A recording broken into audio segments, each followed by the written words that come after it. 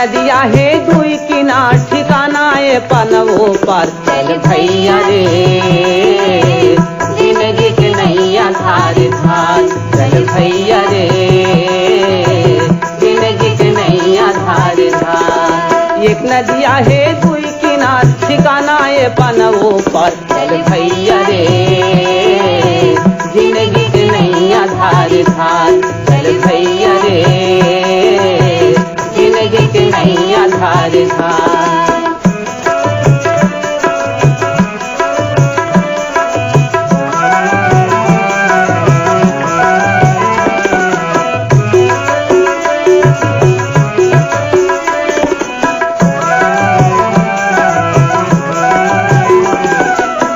सोना कस धरती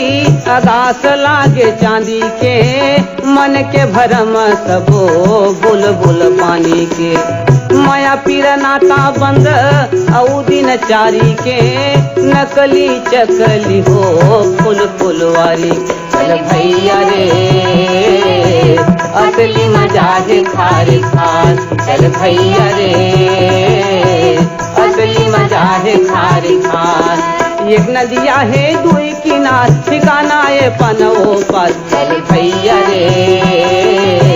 जिंदगी के नैया धार धार चल भैया रे जिंदगी के नैया धार धार।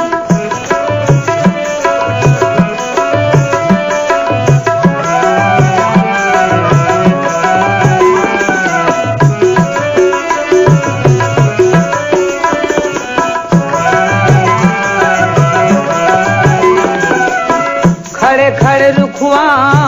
खड़े छिन छिन के सुख दुख लागे नहीं दुई दुई दिन के अर्थ अकारथ पाप पुण्य के जीना मरे नहे मुड़ धुन धुन के चल भैया रे जीते बाजी होगे हार चल भैया रे जीते बाजी होगे हार। एक नदिया है दुई किनार ठिकाना है पनवो पर चल भैया रे जिंदगी के नैया धार धार चल भैया रे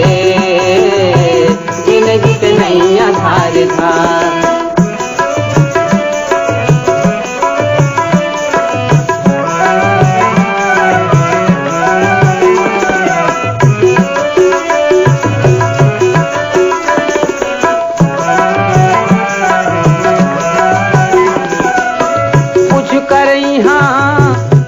कर पाना है बटोर बटोर सब जिंदगी गंवाना है हाथ लागे देखे जगह जगह ये तमाशा है बाट माया बाट खातिर कल ये रवाना है चल भैया रे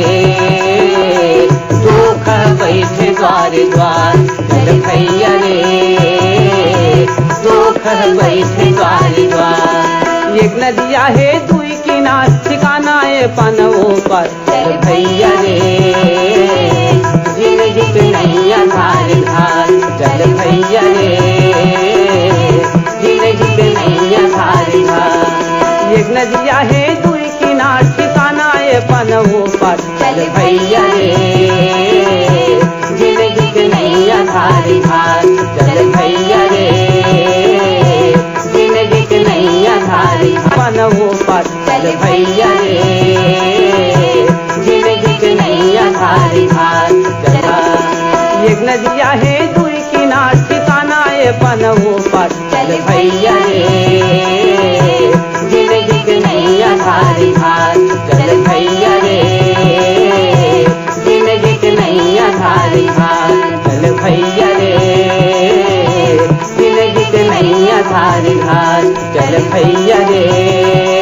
जिंदगी के नैया धार धार चल भैया